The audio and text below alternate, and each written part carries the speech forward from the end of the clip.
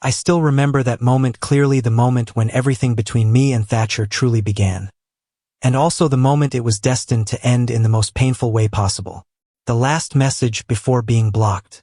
It sounds dramatic, but if you've ever loved someone so much that just seeing their name light up on your phone screen makes your heart skip a beat, you'll understand. I'm Vance, a second-year communications student at a university not particularly famous, but large enough to make you feel like a single grain of dust lost among tens of thousands of people.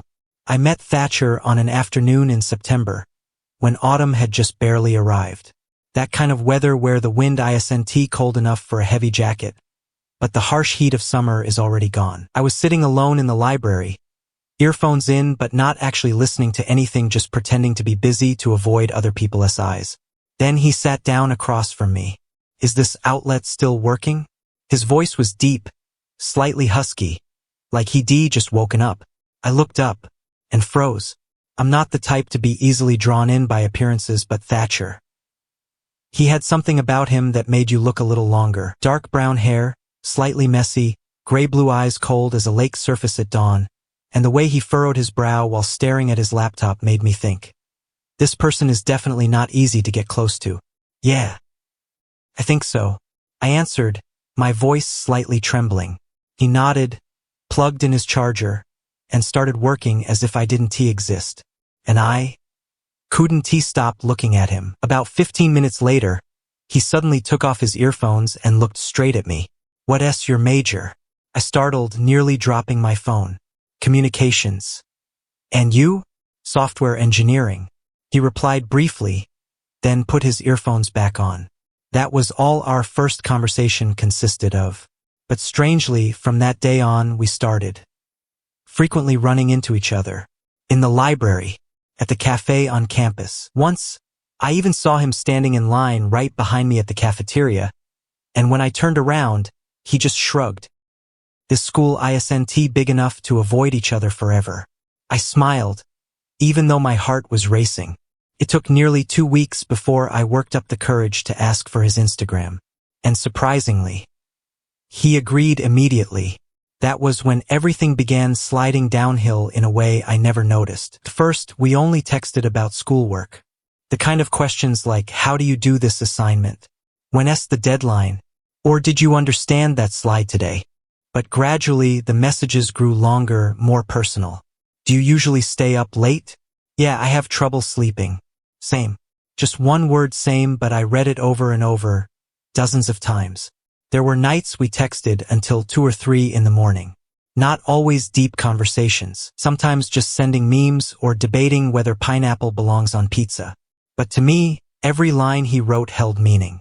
I started looking forward to his messages more than anything else in the day. And I thought, maybe he felt the same. Until one evening.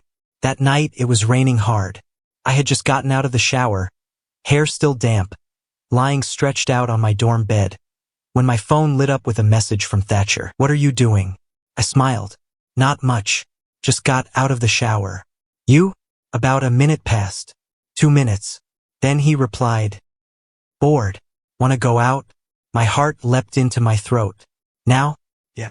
I'm downstairs at your dorm. I shot up immediately, barely believing my eyes. Coming down now. I threw on a shirt, roughly dried my hair, and ran downstairs. The rain was still falling, yellow lamplight casting everything in the look of a movie scene, and he was standing there, half-soaked, hands tucked into his hoodie pocket, looking at me like this was the most normal thing in the world. Are you crazy? I said, laughing. Maybe. He shrugged. Wanna walk? We walked in the rain, no umbrella, not saying much. Simply walking side by side, shoulders brushing, and I could hear the sound of his breathing. At one point he reached his hand out, then stopped, as if he wanted to hold my hand, but changed his mind. I said nothing, but my heart was screaming. That night, when I got back to my room, I received a message. Vance. Yeah. I feel comfortable when I'm with you. I stared at the screen, my heart beating so fast it hurt. Me too. 3 dots appeared, then vanished, then appeared again. Finally, he sent, good. Just one word. But to me, it felt like a promise. a beginning, or a warning I never recognized. After that rainy night, everything between me and Thatcher changed. Not the kind of change so obvious you can pinpoint exactly where it started. More like, little by little, the way water seeps through a crack until you realize it's already spread everywhere. Our messages became more frequent, denser, and more intimate. In the mornings, I woke up to morning from him. In the evenings, before sleep, there was always you alive or still up. It sounds ordinary, but to me, it felt like I had become a part of his routine, and vice versa. We started sitting together in class. At first just by coincidence, then on purpose. Thatcher wasn't he the type to talk much, but every time he leaned his head toward me and murmured something sarcastic about the lecture, I had to try hard not to burst out laughing. Once the professor called my name, I stood up to answer with a completely blank mind. After class, Thatcher just looked at me, the corner of his mouth curling up. "What on earth did you just say?" "I have no idea." I laughed, my hands still shaking. "I was only thinking about you looking at me." He went still, just for a second, but I saw it clearly. Something in his eyes shifted. "I'm always looking at you," he said, his voice lower than usual. My heart died silently in my chest. Moments like that started happening more often. Small, fleeting, but enough to keep me thinking endlessly. We started eating together.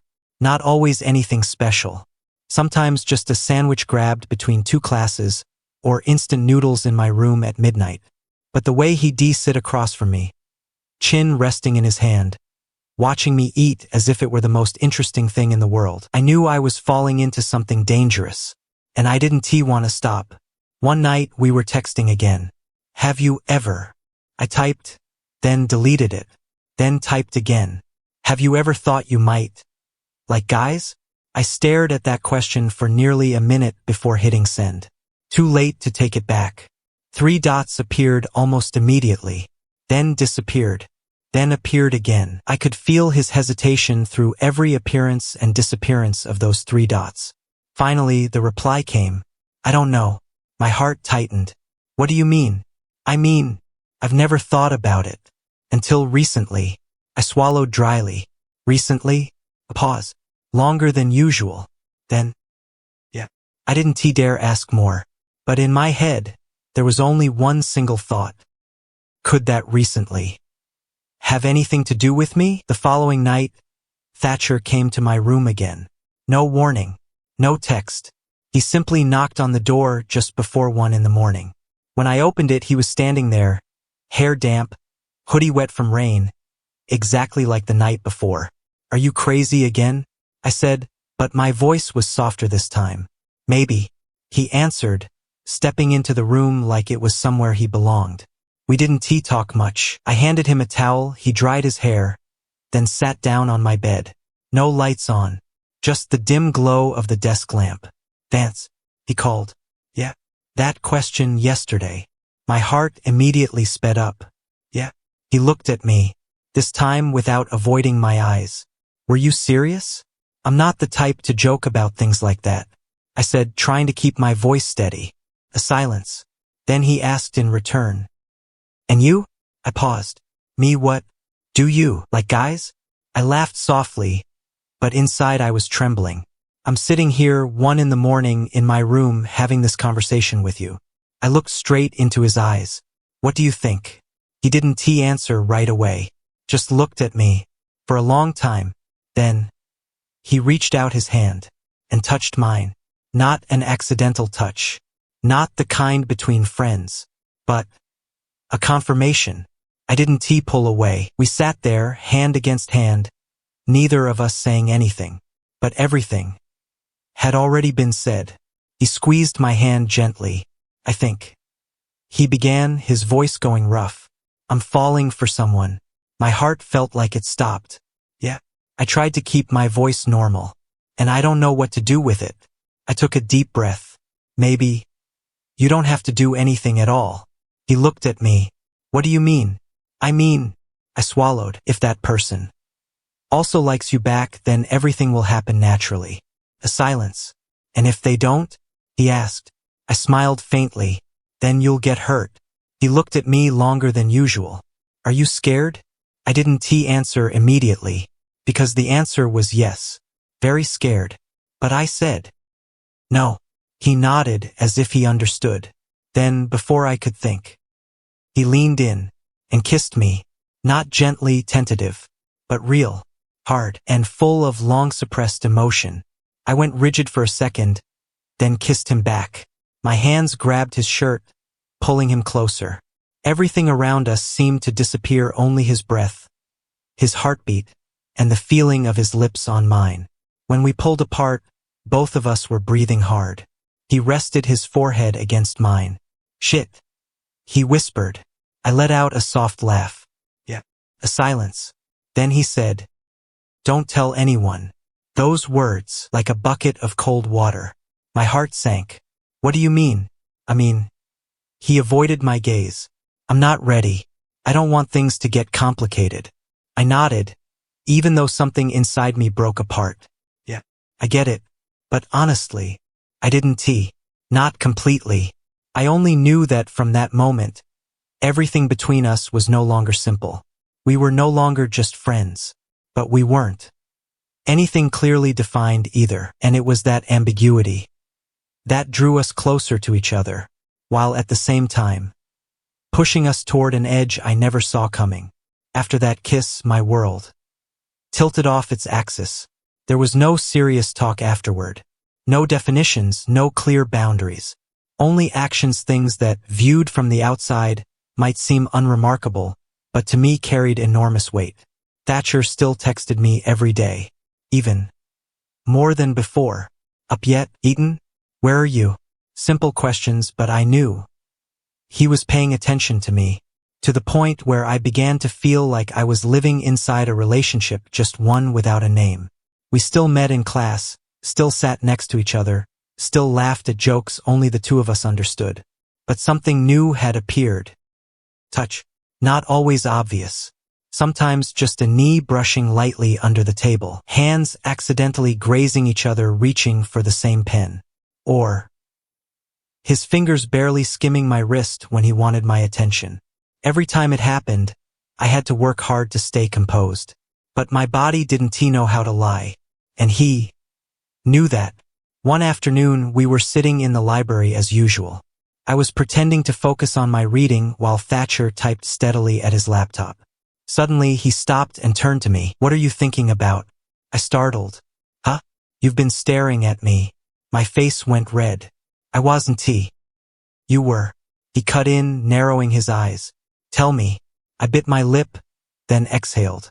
I was thinking about that night. He didn't ask which night. Just looked at me. Yeah. He replied, his voice dropping lower. What are we? I asked, barely above a whisper. That question had been living in my head for days. And finally, it slipped out. Thatcher didn't answer immediately. He looked down at the table, then back at me. I don't know. An honest answer, but enough to hurt me. I don't need a label right now, I said, trying to keep my voice light. I just want to know what you're thinking. He sighed. I think I like you, he said slowly. But I also think I shouldn't. My chest tightened. Why? Because things will get complicated. He replied. Friends, family, school. You know how it is. I went quiet. I understood that. I really did. But understanding didn't mean accepting. So you want to stop? I asked. He looked at me, something uncertain in his eyes. No. One word. But enough to pull me back. So then, I swallowed. We just keep going like this? He nodded. Yeah. But just between us. Just between us. It sounded romantic. But in reality, it was a trap. And I walked straight into it without a single moment of hesitation. The weeks that followed, we lived inside our own private world. A world only two people knew about. During the day, we were friends. Sitting together, talking normally, no one suspicious of anything. At night, it was a different story. He would often come to my room. No more knocking, just a text that said open. And I would go unlock the door. Some nights we only lay next to each other, saying nothing, just listening to each other breathe in the darkness. Some nights, we kissed, slower, deeper, as if learning how to belong to each other. I began to miss the feeling of his lips the way you miss something addictive. But what scared me most were the moments that came after, when everything settled, when we lay side by side, and he went quiet. Too quiet. "I'm not thinking anything," he said once when I asked. "Nothing." Eyes fixed on the ceiling. But I knew that wasn't true. There was something in him I couldn't reach. An invisible distance even when we were so close. Then one day things began to shift. Slightly. But enough to notice. His texts came less often. Not gone entirely. But no longer as steady as before. Morning became nothing. Still up? Also disappeared. I was the one initiating more. "What are you up to? Are you free?" Sometimes he replied right away. Sometimes it took hours. And every time, I'd stare at the screen, wondering what I had done wrong. One evening I sent, "You okay?" 10 minutes, 20 minutes, an hour. Finally, he replied, "Yeah, just busy, just busy." A reasonable answer, but not enough to put me at ease. The next day, I saw him at the cafeteria. Not alone. He was sitting with a girl, blonde hair, laughing a lot, and touching his hand in a way I recognized immediately. I stood at a distance, my hand tightening into a fist. Thatcher saw me, just for a second. Our eyes met, and then he looked away. No wave, no gesture, nothing at all. I stood there, an outsider, as if everything that had happened between us had never existed. That night I didn't text him. I waited. 1 hour, 2 hours, 3 hours. Nothing. Close to midnight my phone lit up. "Sorry. Busy today." I stared at those words for a long time, then replied, "Yeah." I noticed. 3 dots appeared, disappeared, then reappeared. Noticed what? I smiled bitterly. Nothing. A pause. Then, Vance. I didn't reply. I didn't know what I wanted to hear from him anymore. An explanation, an apology, or the truth. My phone lit up again. "She's just a friend." I looked at those words, then typed, "Like me?" This time, no 3 dots, no immediate answer, just silence. And in that silence, I began to understand something. Maybe I wasn't the only one playing this game of just between us. That silence stretched on longer than I expected. 5 minutes, 10 minutes, 20 minutes. I kept staring at the screen, as if sheer willpower could make an answer appear. But no 3 dots, no sign at all that Thatcher was on the other side. Only me, and the question I had sent. Like me? I didn't know what I was hoping for. Maybe a quick no. Firm denial. Something strong enough to pull me out of this feeling of being replaced. But he didn't answer. And that, in itself, was the answer. I locked the screen, tossed my phone aside, and lay flat on my bed staring at the dark ceiling. Everything was so quiet I could hear my own heartbeat heavy, slow, as if it too was exhausted. I didn't sleep that night. The next day I tried to avoid him. Not obviously just redirecting around the familiar routes. Getting to class earlier, sitting in a different row. Leaving the moment the bell rang. But Thatcher wasn't the type to be easily avoided. He caught me after class. "Vance." I stopped, but didn't turn around right away. "What? We need to talk." I laughed softly, still not turning. "There's nothing to talk about." "There is." His voice was firmer. "About last night." I took a breath, then turned to face him. "What do you want to say?" He looked at me, something uncomfortable in his expression. I didn't answer because I didn't know what to say, or because you didn't want to tell the truth. I cut him off. He frowned. "Don't make it into something bigger than it is." I laughed. "Making it bigger?" I shook my head. "I only asked one question, Thatcher. A very simple one." "It's not simple." He snapped back. "Not for me." "Then make it simple," I said, my voice starting to rise. "What is that girl to you?" "A friend." Am I also just a friend? He went quiet, just for a second. But that was enough. I nodded, as if confirming something I had already known for a long time. Understood. Vance. I am not your secret, I said, my voice low but sharp. I'm not something you hide away during the day and take out at night when you're bored. He gripped his backpack strap tighter. I never said you were. You didn't have to. I looked straight into his eyes. The way you've been acting already said it all. A tense silence. People walked past around us, talking, laughing, completely unaware that my world was fracturing. I'm trying, Thatcher said, his voice dropping lower. Do you think this is easy for me? I'm not saying it's easy, I replied. I'm just saying, I deserve to be treated better than this. He looked at me, longer than usual. So what do you want? That question stopped me cold. What did I want? A question that seemed simple, but in that moment I couldn't immediately answer. I wanted him. I wanted everything between us to be real. I wanted to stop hiding, but I also knew he wasn't ready for any of that. I started, then stopped, then shook my head. Never mind. No, say it. He stepped a little closer. I looked at him, then said slowly, I want you to choose. He went still. Choose what? Choose how you want me to exist in your life, I said. Someone you can openly go to dinner with, talk to, without looking over your shoulder. Or someone who only exists when no one else is watching. He didn't answer right away. I could clearly see the conflict playing out in his eyes. And I knew his answer wasn't going to be what I wanted to hear. I can't yet, he finally said. Those 3 words. Like a knife. I nodded slowly. Yeah, I get it. Vance. It's fine. I cut him off, smiling lightly. Really, I get it. But this time, I truly did. I understood that no matter how much he might like me, I wasn't the choice he was willing to stand up for. And that hurt more than anything else. In the days that followed, we didn't speak. No texts, no eye contact in class.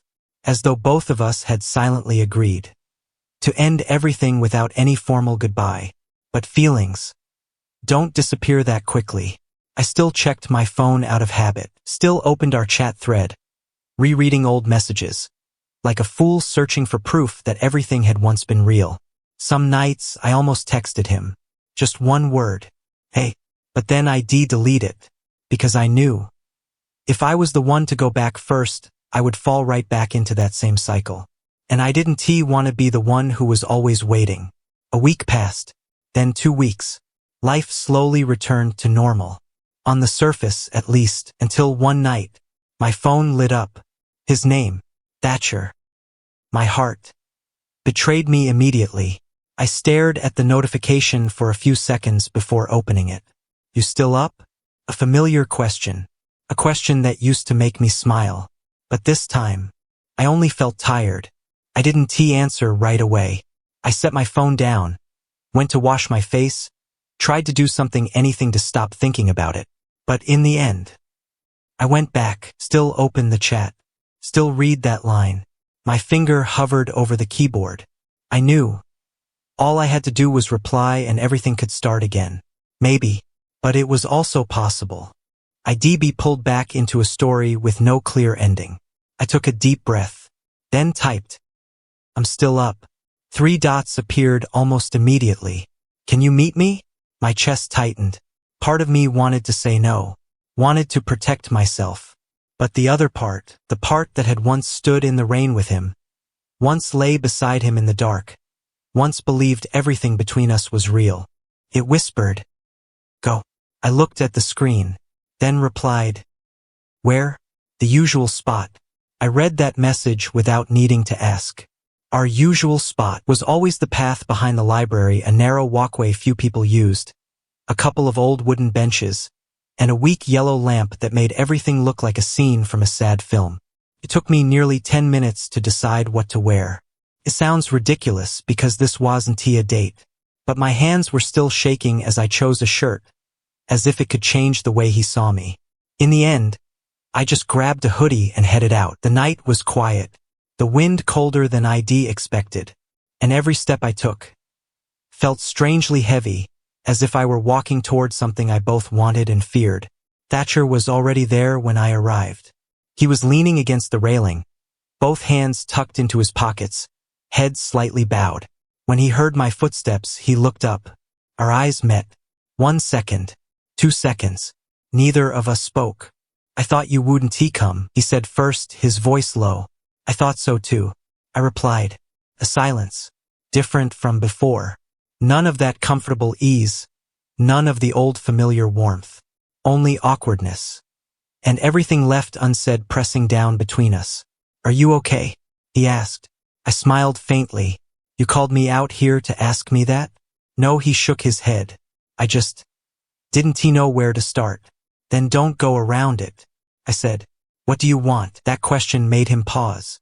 He looked at me, as if carefully weighing every word. "I miss you."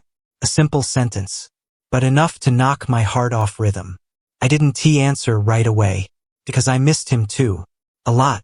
But I didn't want the story to go down the same old road again. "Miss me? How?" I asked, my voice steadier than I expected. He stepped a little closer. "The kind where I can't stop thinking about you," he said. "The kind where I open my phone hoping to see a message from you. The kind where everything feels empty when you're not there." I looked at him. Those words were exactly what I had once felt. But hearing them from him now, in this moment, only made me ache. "Then why did you let me disappear?" I asked. He didn't answer right away. I didn't know what to do. He finally said, "I was caught between everything." "That girl?" I asked directly. He exhaled slowly. "She likes me. And you?" Silence. I smiled bitterly. "That's not a hard question, Thatcher. I don't like her that way," he said quickly. "But being with her is easier." I nodded. "Easier because you don't have to explain anything. Don't have to face anyone. Don't have to admit anything." I said, "I understand, Vance." "No, I genuinely understand." I cut him off.